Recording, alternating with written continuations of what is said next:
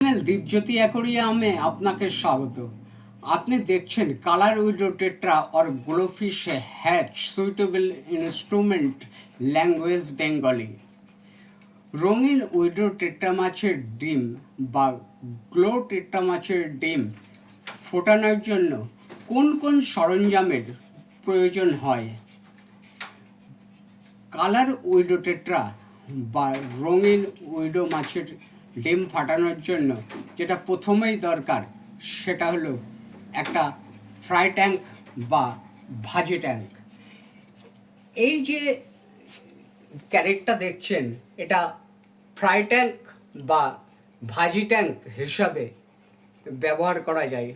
Fry tank বা ভাজি tank যদিও এরকম দেখতে নয়, তবে ফ্রাই ট্যাঙ্ক ভাজি ট্যাঙ্কের যে কাজ সেই কাজটা কিন্তু এই ক্যারেটটার মাধ্যমে হয়ে যায়। এই যে ক্যারেটের কালো অংশটা, এই অংশটা জলের উপরে জেঁকে থাকে আর বাকি সম্পূর্ণ অংশ চৌবাচ্চার জলে নিমজ্জিত থাকে, অর্থাৎ মাছটা কোনোভাবেই কিন্তু বাইরে বেরোতে পারবে না, অথচ আমার কাজ হয়ে যাবে।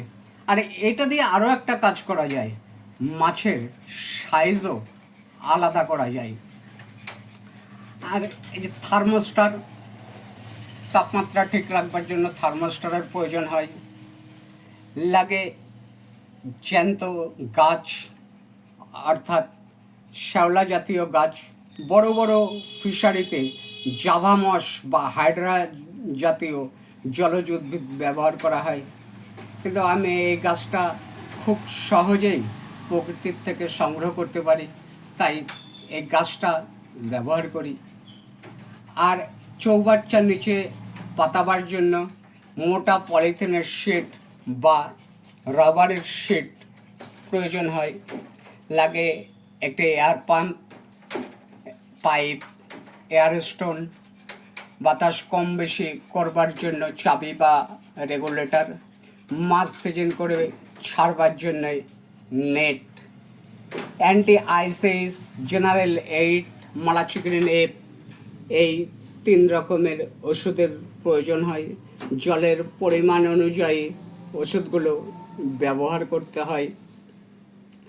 এই সমস্ত ইনস্ট্রুমেন্ট, সেরামিক, কার্বন, একটা ভালো টপ ফিল্টারেরও প্রয়োজন হয়। এই ইনস্ট্রুমেন্টগুলো সব কিছুর কার্যকারিতা এবং কেন ব্যবহার করা হয়, কীভাবে ব্যবহার করা হয়, এই যাবতীয় তথ্য নিয়ে খুব শীঘ্রই ফিরে আসছি। আপনার অমূল্য সময় ব্যয় করবার জন্য আপনাকে ধন্যবাদ।